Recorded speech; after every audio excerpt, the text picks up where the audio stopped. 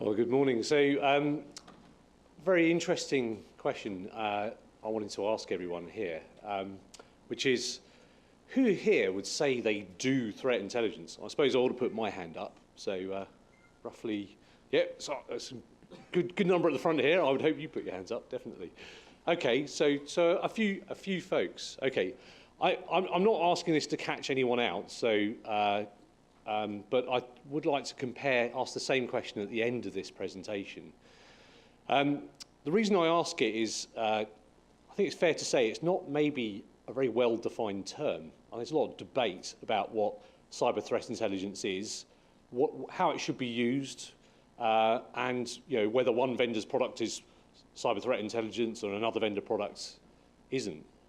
In fact, if you went to the Moscone Centre at the RSA conference last year, in fact, for the last 2 years running, you would have met about 70 different vendors that said, yes, we do cyber threat intelligence, and you should buy our version of it because all the other vendors are jokers.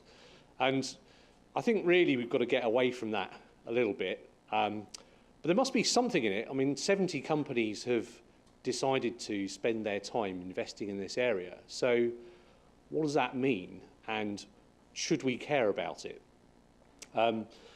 So the reason, by the way, these slides are available. I do everything under Creative Commons, so feel free to borrow any of these afterwards, just reference us. So I want to tell you a little bit. I've kind of been involved in cyber threat intelligence, for want of a better term, for a little while. So I want to tell you a little bit about the journey that I've experienced. I'm going to have a go at defining it. In fact, I'm going to share with you some results of a conversation we had amongst a range of suppliers a while back. I want to try and map out the discipline a little bit. I'm going to show a couple of examples, and then I'm going to try and predict the future. So just a little bit, digital shadows. We monitor the digital footprints of businesses looking for exposure of assets, and we look for threats to business online. The reason I got into this was because I was really interested in digital footprints and what those digital footprints mean for the security of organisations. So me and my business partner Alistair sat in a pub back in 2011. We were talking about the fact that there was more information online than ever before, and actually maybe you could tell some useful things about threats and the security of businesses from online information. So we started to coin this term. So online information you could refer as a digital footprint. Actually, that's mostly a good thing. Having information online for a business is part of its lifeblood. It allows it to interact with others and market its products and services, and indeed helps researchers to communicate. So having information online, that's a good thing. So we decided that we'd come up with another name for this stuff that might pose a risk, and we decided we'd call that a digital shadow. And now we run a service that monitors for digital shadows. And we just in case you don't believe that, folks like Johnny Long did some great research around Google hacking. You can go into Google and go confidential, not for distribution, file type PDF. You'll find a whole bunch of things online that really shouldn't be. So there really is interesting information online that can tell you something about security posture of different organisations, some 17,000 different organisations in that query. So, there is online information. It does tell you something about the information that businesses are losing, at least. We happen to have a platform that does all of this. This isn't a marketing talk, so if you want to find out more about what we do, my colleague Chris and Mike's are out there. Go and check that out. But I suddenly found lots of people going, oh, great, you're a threat intelligence company then. Okay, well, that's interesting. That's not maybe what we thought we were, but it's an interesting idea. So I started to ask the question, well, what the heck is cyber threat intelligence, and what does it mean?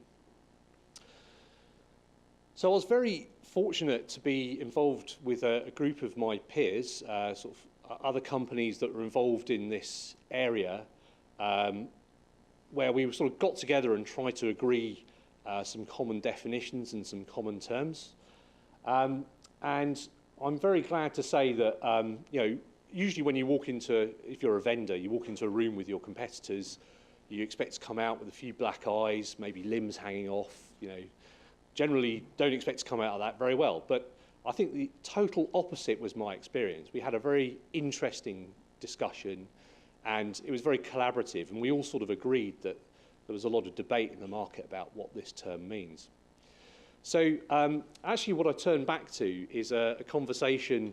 So I think we split off into groups in this particular meeting, and we all came up with different definitions. But I'm going to share with you some of the results of that work to try and define it in quite a broad way.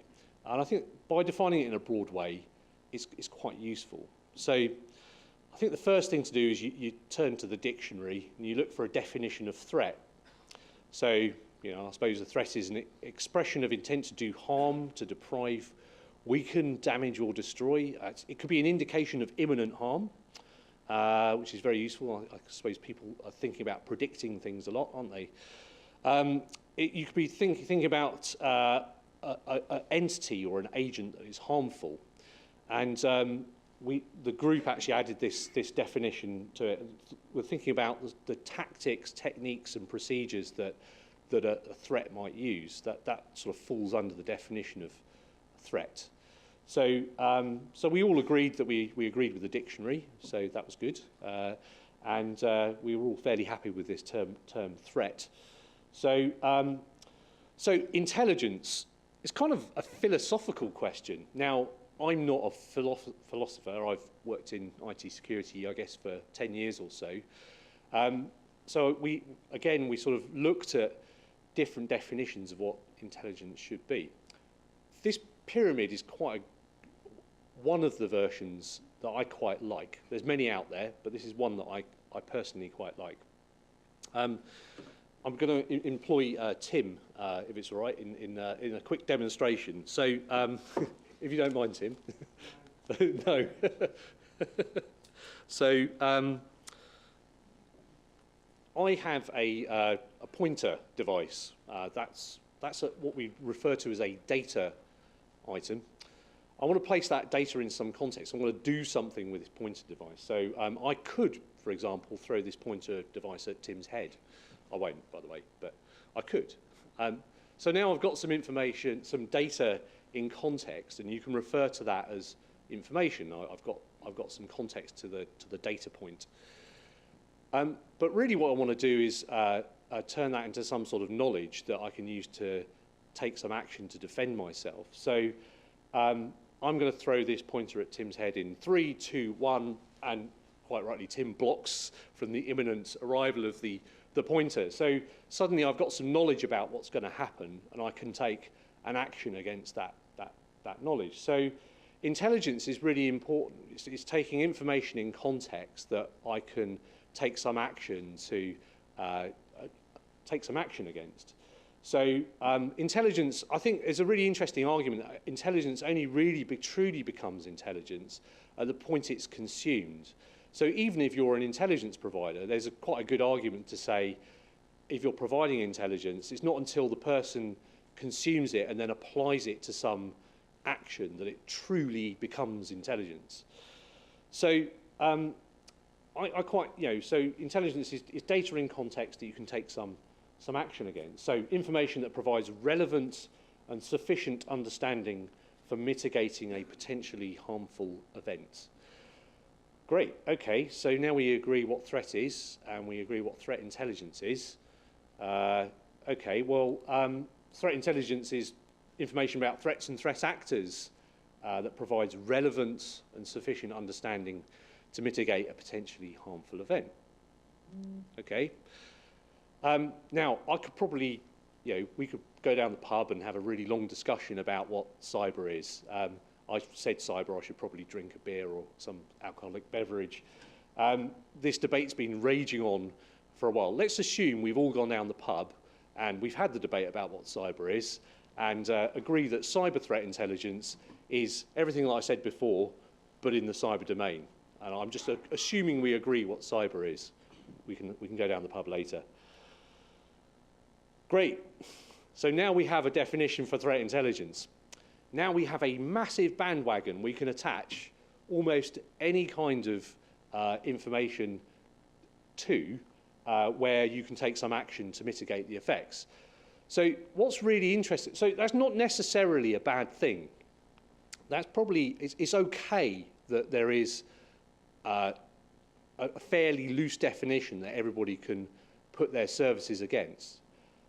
But I think what you have to get into then is defining different types and how that works. So if we actually sort of think about some things that probably most of the folks in this room, who here has looked at the common vulnerability enumeration format that MITRE.org used for vulnerability? Yes, most of the people in this room, right? So it's arguable that this is information in some context which leads me to patch something on my estate. It's totally arguable that that's threat intelligence.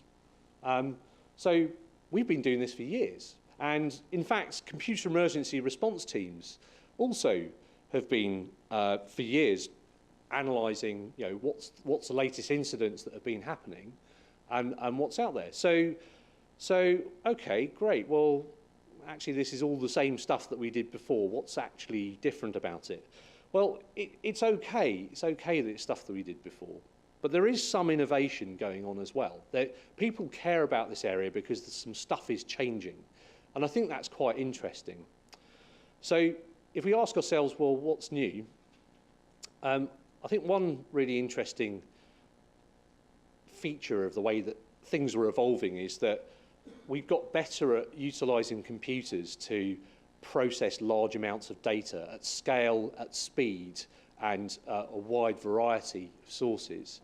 And I suppose a lot of folks refer to this as big data. In fact, the previous discussions, two presentations touched on this area quite well, I think. And the cost for doing this is much lower than it ever has been before. You know, you can go out there and you can get an Amazon account. You could run a business on, you know, just a monthly bill of $1,000. You can do a lot with that compute power. So, you know, that's creating new opportunities. That's quite exciting. At the same time, information security as a discipline, or cybersecurity as a discipline, has actually evolved further. It used to be, I used to be an information assurance consultant. The roadside used to be littered with the dead corpses of security incident event monitoring projects and certificate authority projects where people had failed to implement stuff or not sort of joined things up properly. I think finally, as a profession, we're getting over that. We are getting better at joining our IT systems up. We actually have one place we can look at all the log information. We're getting better at things like forensics. The whole field of digital forensics and incident response has really, really progressed, especially in the last 3 to 4 years. So at the same time, we've had the sort of death of antivirus in some regards. So I'm sure if you spoke to, actually, antivirus companies understand a lot about malware. They understand a lot about, they are experts at understanding different attacks, but the hash-based approach to, you know, spotting anomalous files on a network isn't as effective as it once was. And actually, we're now seeing antivirus companies participating in this area of cyber threat intelligence because they recognise they need to understand more about the threat. So another interesting feature of this is that we've seen the convergence of roles. So if I do a lot of work in the banking sector, and one of the things I've noticed is that we've got fraud departments joining up with IT security operations, joining up with folks who used to work in government intelligence who are now working in financial services intelligence, joining up with digital forensics and incident response folks. And they're beginning to work together. I'm not saying it's working perfectly like a well-oiled machine yet, but we're actually seeing some really interesting collaboration going on there. I think also, disciplines-wise, again, you know, just as the roles are converging, so are the disciplines. So, you know, digital forensics used to be about bag and tag, you know, get your asset, get it taken off site, keep the evidence intact, submit it to court. Well, you know, the way that the internet is affecting that, the way that online information now features as part of the evidence pack is changing the way we have to think about forensics. In the same way, anti-money laundering and fraud, that has to, you know, a lot of that's conducted online now as opposed to being more process-based. As I say, the malware industry has, you know, malware companies alike have really improved the way they conduct analysis. They collaborate a lot more. The way that we understand malicious code has increased massively. And again, companies that weren't antivirus companies are now entering this area using tool sets like Yara to you know, look at the properties of different malware and really understanding that to learn as much as they can about the attacker. And you know, monitoring, we've really come a long way in the way that we monitor networks. Now people are agreeing to multi-tenant sort of managed services for managing their networks. So this is a fantastic opportunity, and it's a really good time to be looking at innovating in these areas. And if you look at, you know, some of you here might be familiar with tool sets like Perturba's Multigo. You know, this is a tool that an analyst can use to start sifting through the evidence that's in front of them to try and make better decisions. If we look at the field of security testing, one of the reasons we set up our business is we got really interested in the reconnaissance tools that people use at the beginning of a security test, and using that to identify assets and people that would be useful to conduct a test. So there's a whole bunch of innovation going in. You know, some of you here might use things like the Harvester or Recon NG in the sort of, you get Kali Linux. There's a whole bunch of tools in that space that are really interesting. And you know, we've seen things like Shodan. We've seen some really interesting. If you look at the way that passive DNS is making things like Passive Total that recently launched, we now got lots of environments in which we can collaborate online. And we're actually beginning to share a lot more than we did before. So it takes a little while to get the ball rolling, but places like the Financial Services ISAC, the CPN IISP, there are now places we can go to. I got accepted on Facebook's Threat Exchange yesterday, which I'm really proud of. I'm not quite sure what we're going to do with it yet, but it's going to be very interesting to see how those sharing initiatives pan out. So there is a lot of innovation happening in this space, and there's stuff going on. So I think it's fair to pay it some attention. After the last RSA event, I had a go at drawing a box. I like boxy diagrams. It's one of the things I do. Here's my latest boxy diagram. This diagram is attempting to try and put into a box different types of things that use the moniker threat intelligence. So I've tried to group them a little bit as well. It turns out some of these things have been around for quite a long time. So one of the things our industry, I think, has been quite good at is understanding the way that the internet behaves from a technical standpoint. So some of you might be familiar with firms like Team Cymru. Dell have some really interesting stuff in this space where they're monitoring IP address space for misbehaving IP addresses. So on this chart, on the bottom, I've collected together sort of some of these longer term technical, traditional feeds of information that can tell you, you can actually do something with these feeds, right? So if I know a IP address is misbehaving, I can go to my firewall and I can choose to block it. So it's fair to place it into that threat intelligence area. The IP address on its own, without doing any application at all, that's probably not intelligence, is it? It's more of a data item. But as soon as you apply it, you can do something useful with it. It works well. So if I look in this dark blue space at the bottom here, there's a lot of sort of feeds of bad domains, bad URLs, file hashes I can get from it. These can be collected through a really broad range of means. They can be from honeypots, they can come from infrastructure discovery services, botnet tracking services. There's a whole range of things that might lead to an IP address being on a list. Equally, we've seen some, with good work that folks like Mandiant have been doing around the indicator of compromise area. We've seen an increase in people trying to share the signatures of misbehaving network components, and the clues, the forensic remnants of things that have taken place on a network. So there's a whole Dambala, Mandiant and others are doing a great job at doing sort of network forensics intelligence and gathering that information together. And that's very, very useful, again, if you're trying to detect attacks. And the truth is that it depends who you are and what you're trying to protect against leads you to make a decision about what you want to consume. So one of the areas that illustrates this quite well is looking at email spam. If I'm just taking the banking sector, since I work with it a lot, in the investment banking area, I probably don't care as much about spam than I do as if I'm a retail bank. There's a very interesting set of standards in spam at the moment called DMARC. DMARC allows you to actually see, it's a project that goes on, that's been set up by Microsoft and Google, and I think Yahoo, who gets a really big chunk of the world's email. And what it does is when someone sends an email pretending to be you, it'll collect a copy of that email and make it available to you should you want. Now, if you're a retail bank, actually being able to see copies of emails that people sent pretending to be you but weren't you is a really valuable source of intelligence. I can start to find the sites that they're going to do the credential harvesting from that feed. If I'm an investment bank, probably not as bothered about that, to be honest. So, although it might be interesting, I might not invest as much in it. So, depending on who you are, you're going to pick a different block on this sort of big diagram.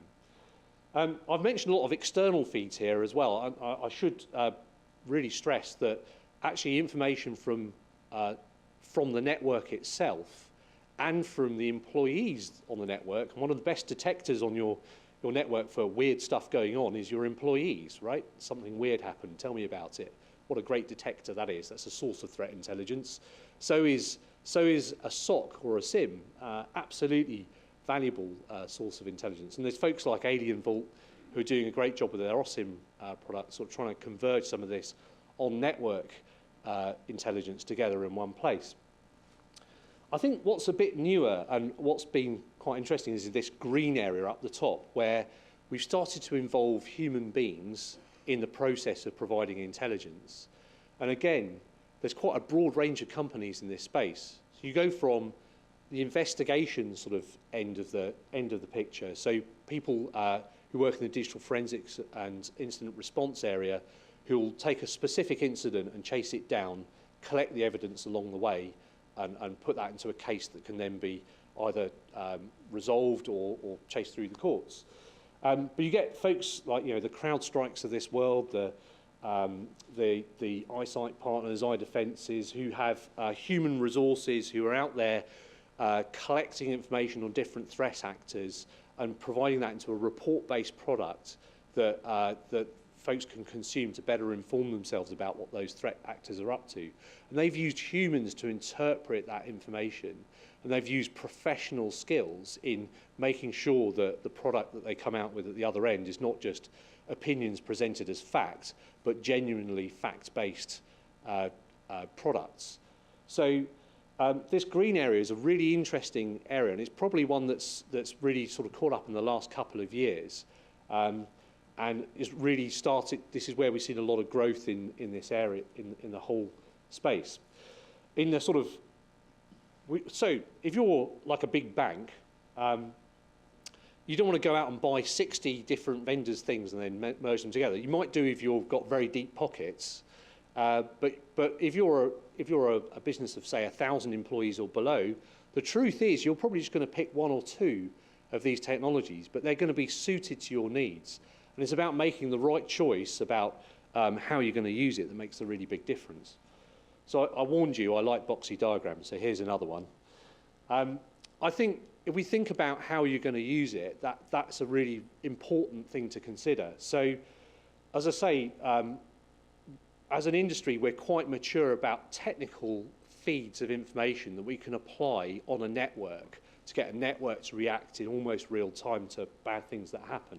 So at the bottom here, I've got sort of detection and prevention type controls, which are massively important and there's some really great stuff that's occurred in that area. In fact, some of that we heard about earlier. So we think about operational network technology. That's a mature space and one in which is continuing to innovate, but in ways to better detect and prevent different behaviours on a network.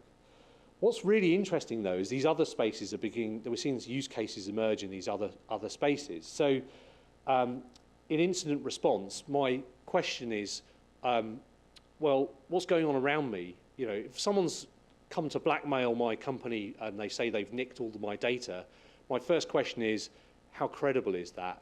And is this known about elsewhere? So if I can provide some situational awareness to that incident, that's actually a quite useful thing to do.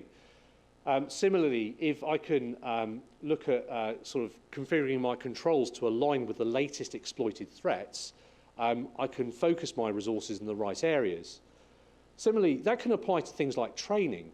If my spear phishing campaigns for this month emulate things that are actually being received by my business, then actually I can train my people to better preempt the things that are likely to happen to them, right up to setting the IT security budget for the year.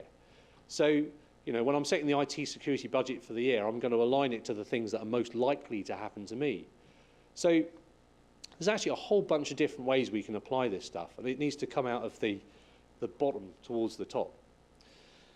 And there's lots of different ways of gathering this information. And if you look at the intelligence disciplines that are out there, one of the things we do is open source intelligence, but you can look at using networks of human beings, and you can look at using technologies to gather information as well. These disciplines have been around for a long time. What's really interesting is there's a lot the intelligence community have to add to the discipline and the tradecraft of gathering good quality information that is based on fact and removes cognitive biases from what we as human beings tend to do. So things like groupthink or you know, following assumptions.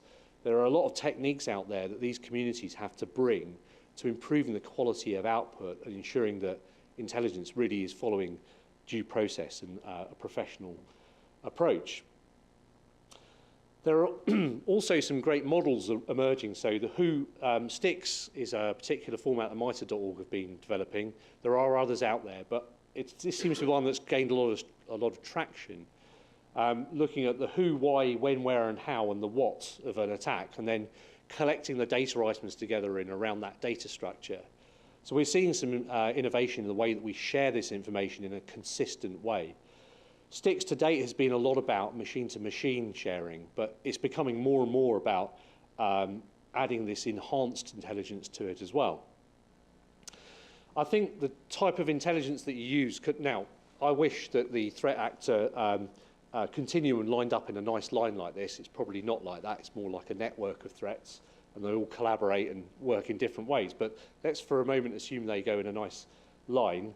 Then the way that I apply those types of intelligence to that set of threats, different types of intelligence suits more covert actors better than other types. So the way that you apply it needs some thinking through too. We've seen a lot of help in the collaboration space. So I mentioned STIX and TAXI, which is the MITRE's effort, but there's OpenIOC, which Mandiant have helped the community with. There's Mandiant's own IOC approach as well. We've seen IODEF, which is an Internet Engineering Task Force standard.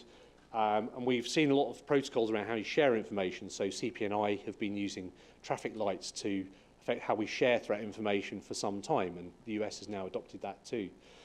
There's lots of groups and forums that share this information, and we've seen some great innovation in that space.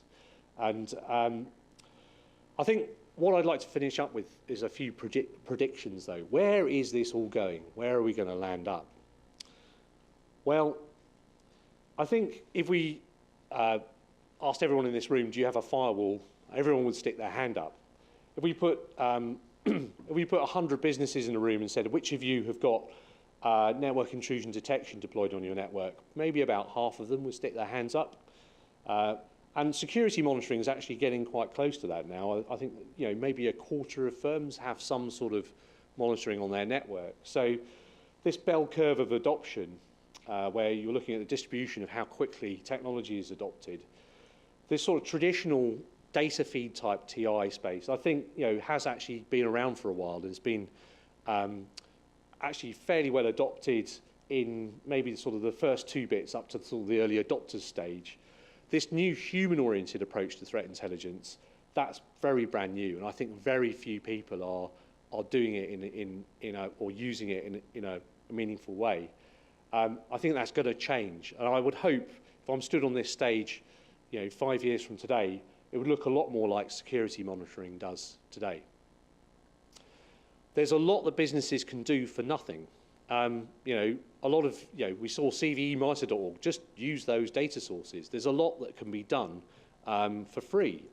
Talking to computer emergency response teams, talking to NOCs, consolidating your own network intelligence is incredibly valuable. Use it. Use what your people give you. It's really, really valuable. And add to that, things like domain checking services, things like passive DNS, things like spam block lists. There's a lot you can learn from these feeds. So without spending any money at all, you can actually get cracking with some form of cyber threat intelligence. I think it's fair to say, it's a new market, and with most, there's some consolidation. So I'd expect to see that in this market too. We're going to see players buy other players, other providers across the board. But I think we'll see more brokerages come out too. But I think this is a really exciting opportunity. This is a sign of a market that's really growing and becoming more robust. So, and we'll see more of the tool sets. We'll see more of things like Maltego and tools like that. And I hope that we see very much more of the sharing. It's really important that we share as a community as much as possible. That's what will make sharing a success. It's not about ignoring it and just going, it's broken, we're never going to fix it. It's about participating that will make a difference. So, just to finish off, who here would say they do cyber threat intelligence? Okay, well, at least double the number of you that said it at the beginning. So, thank you very much. I just want to say, we already do it. There's plenty of innovation and new opportunity out there. I hope that you engage with it. As more people expose more online, the opportunities around it increase significantly. We'll see more collaboration. And this is something you can start now. You can make the most of what you have today. Maybe the next buzzword around this will be security analytics. We'll have to watch this space.